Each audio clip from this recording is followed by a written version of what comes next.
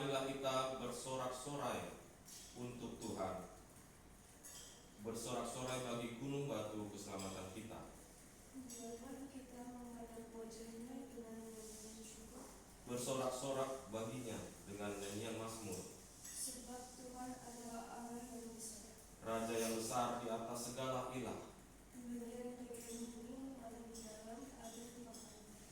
Puncak gunung-gunung pun miliknya, Kepunyaan laut dia mendirikan. dan darat tangannya lah yang membentuknya. Masuklah, marilah kita menyembah. Berlutut di hadapan Tuhan yang menjadikan kita, Sebab Dia Allah. dan kitalah umat gembalaannya, kawanan domba tuntunan tangannya. Demikian bacaan kita. Berbagai orang yang mendengar dan melakukan firman Tuhan. Hosiana, Hosiana, Hosiana, Hosiana. Silakan duduk. Baik adik-adik sekalian, dalam pembacaan hari ini kita mau belajar tentang makna ibadah. Dalam mazmur ini kita diberikan saran, pengingat gitu ya, bahwa kita harus beribadah, memuji Tuhan. Nah, beberapa kita mungkin senang beribadah ya, senang beribadah. Tapi ada juga teman-teman kita yang kurang beribadah. Pada hari ini kita mau merenungkan kembali, apa sih ibadah itu? Apa sih artinya, maknanya memuji Tuhan itu? Ya. Nah, memang kalau dalam kegiatan-kegiatan kita gitu ya, ada yang lebih menarik ya, ada yang lebih istilahnya menantang gitu, menarik minat kita ketimbang ibadah. Namun bahwa dalam kehidupan kita itu kan punya Tuhan ya. Tidak bisa manusia hidup sendiri tanpa mengingat Tuhannya. Ya. Nah, pada hari ini kita mau diskusi. Ya, diskusi menurut adik-adik lain, ibadah itu perlu nggak? Ya. Ibadah itu penting nggak? Ibadah itu apa sih?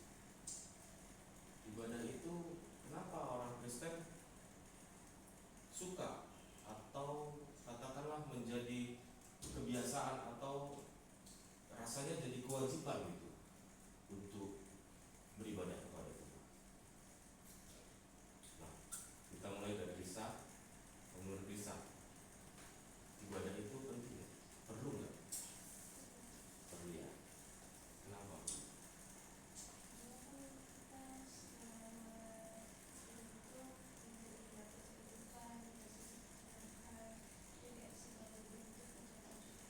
Sebagai bentuk ucapan syukur. Wah, iya. Perlu berarti ya? Penting nggak? Penting. Menurut kata? Penting. Kenapa kok penting? Karena mengisi kebutuhan spiritualitas. Kebutuhan spiritualitas. Iya. Memang benar ya, bahwa kita itu bukan hanya hidup melalui kegiatan-kegiatan jasmani ya, melalui kegiatan-kegiatan yang bersifat sosialisasi sesama gitu ya. Memang benar, Allah itu memberikan atau mengizinkan kita untuk bersosialisasi gitu ya kan, dengan sesama kita di sekolah, di lingkungan tetangga gitu ya, di keluarga besar gitu ya. Namun memang kita itu butuh kegiatan yang rohani, ya kan? Kita butuh menyendiri gitu. Atau kita butuh hubungan yang erat, menyatakan kecintaan kita kepada Tuhan gitu ya. Bentuknya, salurannya, alatnya adalah melalui ibadah. Nah, dalam ibadah itu apa sih yang kita lakukan, ya kan? Seperti Tata tadi bilang, kebutuhan spiritualitas. Kalau sudah ibadah atau sebelum ibadah, ya, kita bicara sebelum ibadah. Bagaimana Tata merasakan bahwa aku ini belum ibadah kepada Tuhan, aku ini rindu bertemu Tuhan. Apakah ada perasaan seperti itu? Sebelum ibadah? Nggak ada. Pengen ya, rindu ya. Silakan.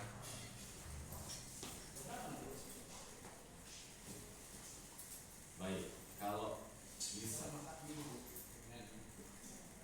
setelah ibadah, apa yang dirasakan? Apakah sama saja seperti waktu belum beribadah? Lebih apa? Lebih tenang, lebih rileks, ya. Apa ya? Sesuatu yang tidak bisa didapatkan melalui persahabatan, ya. Sesuatu yang mungkin nggak bisa dapatkan hanya dengan ngobrol dengan teman gitu ya. Ibadah itu kan kita ngobrol dengan Tuhan ya. Ya kan? Ada waktu kita memuji melalui lagu-lagu seperti yang kita lakukan. Kemudian ada waktu kita ngobrol melalui doa. Ya, ibadah. Nah, kalau begitu di pembacaan Mazmur 95 ini katanya ayat pertama ini, marilah kita bersorak-sorai untuk Tuhan, bersorak-sorai bagi gunung batu keselamatan kita. Jadi pemazmur mau mengajak kita, mari bersorak-sorai bagi Tuhan. Karena apa? Karena Tuhan itu gunung batu keselamatan.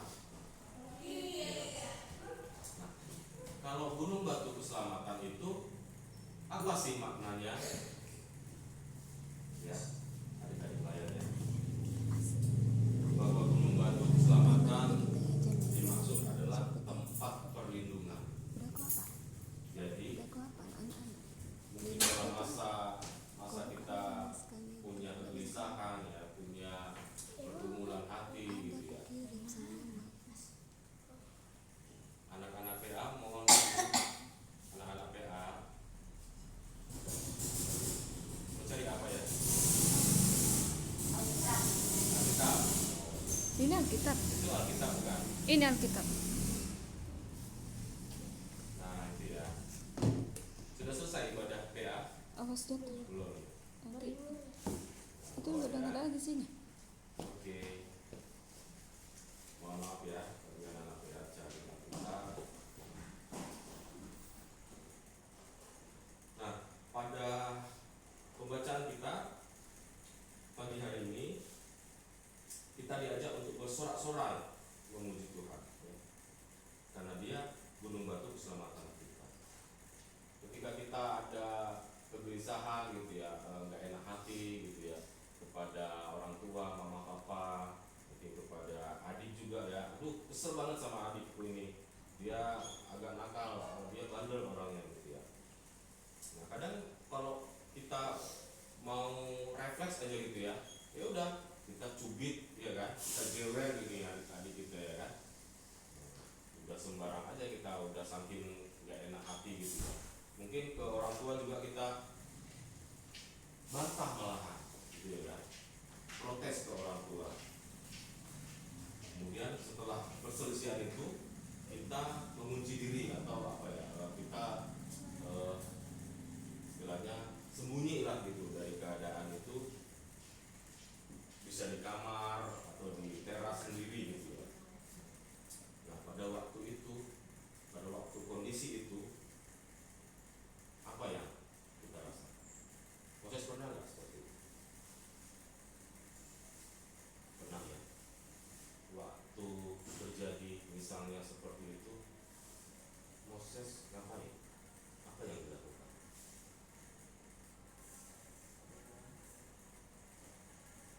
Ambil handphone, kemudian scroll atau apa itu Instagram gitu ya, iya kan? Instagram, Facebook gitu ya, kemudian komen-komen gitu ya. Wajar aja itu memang. Tapi adik-adik layan, khusus hari ini kita diingatkan, memang menarik sih gadget ya, gadget sosial media menarik gitu, untuk bisa mengalihkan perhatian kita ya kepada dari hal-hal yang nggak enak hati tadi. Tapi hari ini kita mau diingatkan, hei, ada Tuhan loh, tempat peralihanmu, mengalihkan pikiranmu, mengalihkan perhatianmu dari kegelisahan yang tadi, mencurahkannya ke Tuhan. Ya. Jadi jangan nomor satukan gadget, jangan nomor satukan kegiatan yang bisa jadi ekstrakurikuler malah. Ya. Aduh, daripada nggak enak hati tadi udah ngerjain apa dulu lah, ekstrakurikuler PR gitu ya kan. Padahal hati masih berkecamuk di sini. Bisa-bisa apa yang kita kerjakan tadi malah salah gitu. Karena kita dalam kondisi yang tidak tenang, yang tidak enak hati gitu ya, mengerjakan PR ekstrakurikuler kita gitu. Alhasil waktu dikumpulkan ke guru atau ke guru les gitu ya, kalau kita les itu bersalahan semua gitu. Karena hati udah dalam kondisi yang tidak tenang. Nah, untuk hal yang seperti itu, mari kita tenangkan hati, tenangkan diri, datang kepada Tuhan, berdoa. Ya, kalau bisa dalam doa itu, sebelum doa, sesudah doa, kita lantunkan nyanyian kepada Tuhan. Misalnya, tenanglah ini hatiku, Tuhan memimpin langkahku. Ya, sehingga kita betul-betul tenang. Sesudah ada rasa tenang, rasa rileks, hubungan dengan Tuhan, barulah kita mikir apa yang selanjutnya kita lakukan. Inilah dampak dari ibadah. Bayangkan saja kalau kita sebulan, 2 bulan nggak ketemu Tuhan dalam ibadah.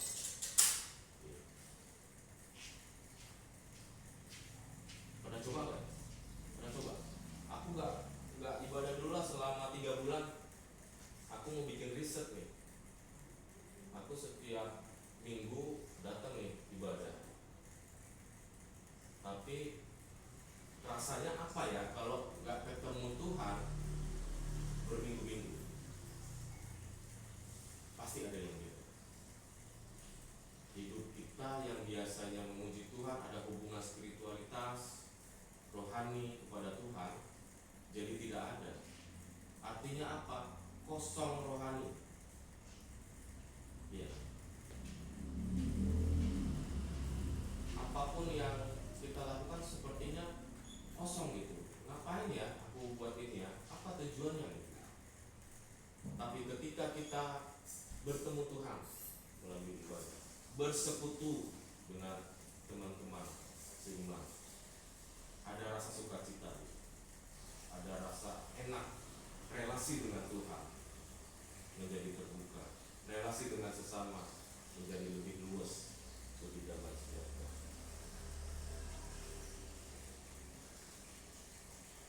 Nah, ini dari layar yang dikasihi Tuhan, bahwa dalam hidup dan kehidupan kita sehari-hari menjalani dunia pendidikan, sekolah gitu ya, juga di keluarga, kita diperhadapkan dalam pilihan-pilihan yang bukan pilihan kita gitu ya. Pilihan orang tua gitu. Kamu mesti gini, kamu mesti gini, kamu mesti gini gitu. Nah, kadang pilihan kita sendiri, apa yang mau kita kerjakan itu gak kesampaian gitu ya, gak kesampaian. Nah, dalam pembacaan firman pada pagi hari ini, pemazmur mau katakan, marilah kita menghadap wajahnya dengan nyanyian syukur. Jadi meskipun sesuatu hal yang membuat kita gak kesampaian apa yang mau kita lakukan, atau keadaan kita yang gak enak hati gitu ya, marilah kita menghadap Tuhan, menghadap wajahnya dengan nyanyian syukur. Memang kadang kita, misalnya hari ini ibadah minggu, ada kejadian sebelumnya, sebelum kita tiba dalam ibadah ini, mungkin ada gak enak ya dengan orang tua, dengan adik-adik, keluarga gitu ya, sehingga motivasi kita waktu kita pergi berangkat ke ibadah minggu PT, udah gak enak hati. Kadang pernah gitu ya, tadi mama marahin aku mengenai gini, apa juga gitu, udahlah ibadah PT dulu aja lah. Nah, pada waktu ibadah, mari kita serahkan semuanya kepada Tuhan. Tuhan yang memenuhi kita dengan Roh Kudus, menenangkan hati kita, jiwa kita, agar kita kembali lagi dalam posisi yang damai sejahtera. Ya, ketika kita beribadah, semua apa yang kita dapatkan sebelum ibadah kita curahkan. Tuhan itu Maha tahu apa kesulitan kita, pergumulan kita. Bahkan sedetik sebelumnya adik-adik layak datang ke tempat itu.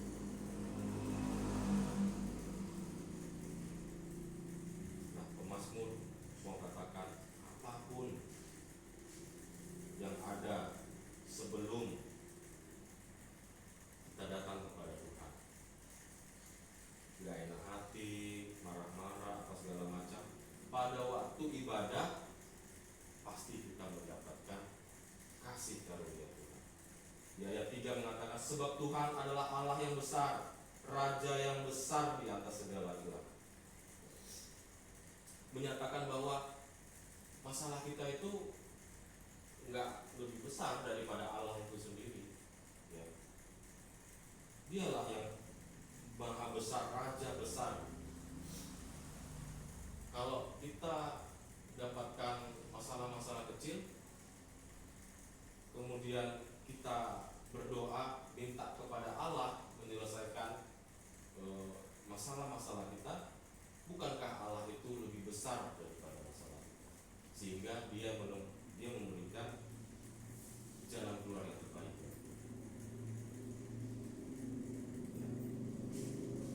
Nah, kemaha besaran Allah itu diungkapkan di bagian ayat keempat ya, dan kelima. Bagian-bagian bumi yang paling dalam ada di tangannya, laut miliknya, dialah yang menjadikannya, daratan tangannya lah yang membentuk. Nah, ayat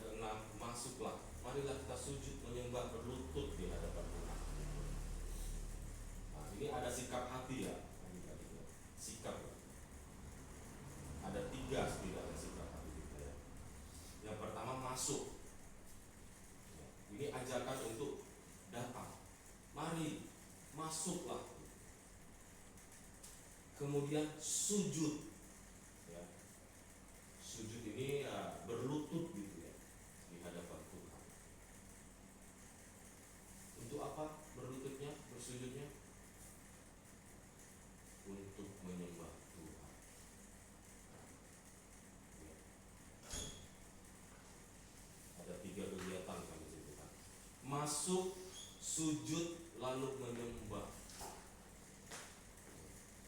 Kalau cuma masuk aja, kemudian kita nggak responsif gitu ya kepada ibadah kita yang sedang berjalan, pikiran kita kemana-mana, iya kan?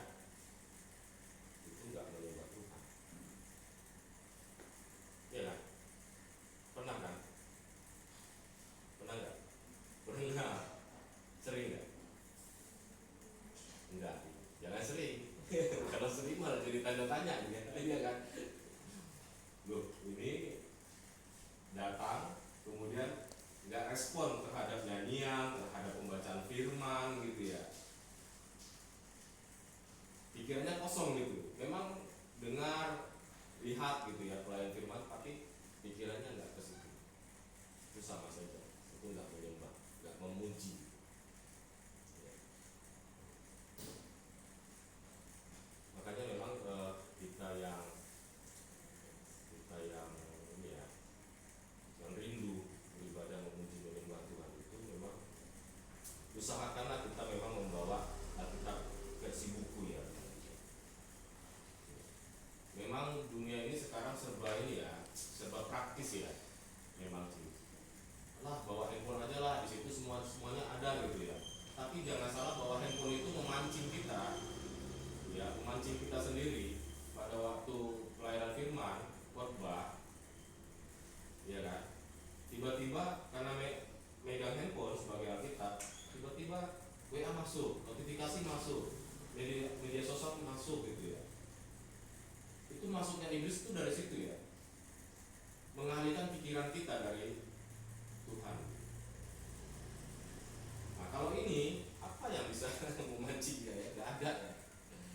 Kalau Alkitab buku ini gak ada pancingannya gitu. Dia gak ada notifikasi di situ.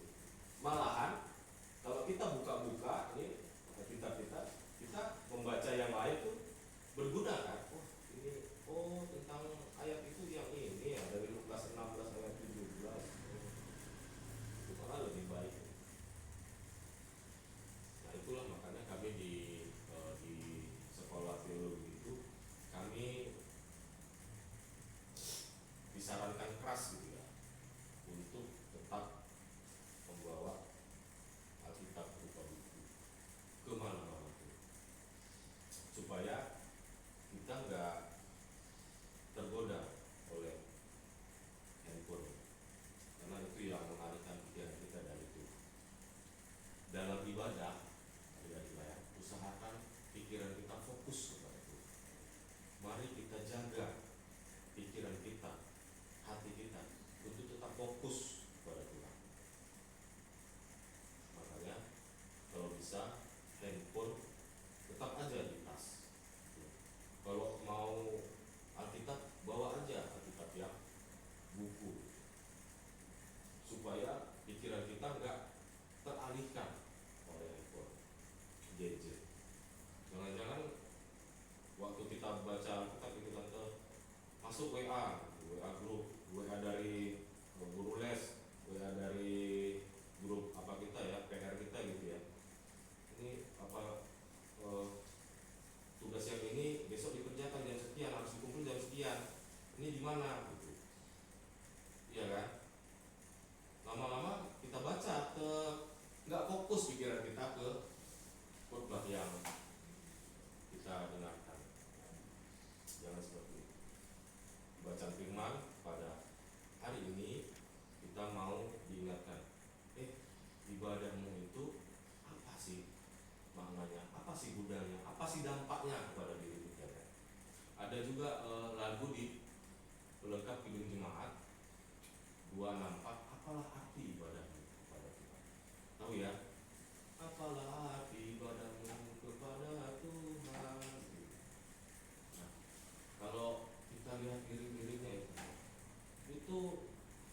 sih ya, efektif banget. Ibadah sejati jadikanlah persembahan gitu ya. Ibadah sejati itu mempersembahkan tubuh kita, pikiran kita, omongan kita kepada Tuhan.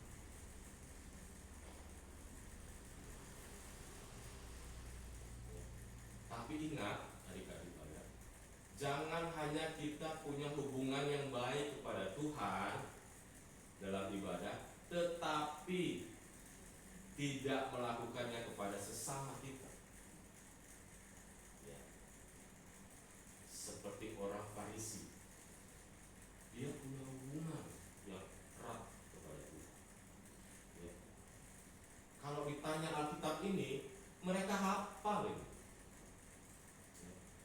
Tapi ketika ada orang sesamanya yang lagi kesulitan, dia mikir-mikir untuk membantunya, menolongnya.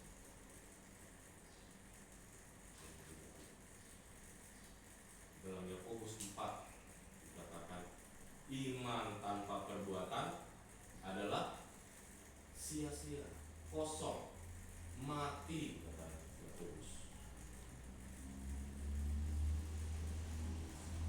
Beriman itu bukan hanya ibadah kepada Tuhan, tapi ibadahnya itu kita terapkan kasih dengan sesama.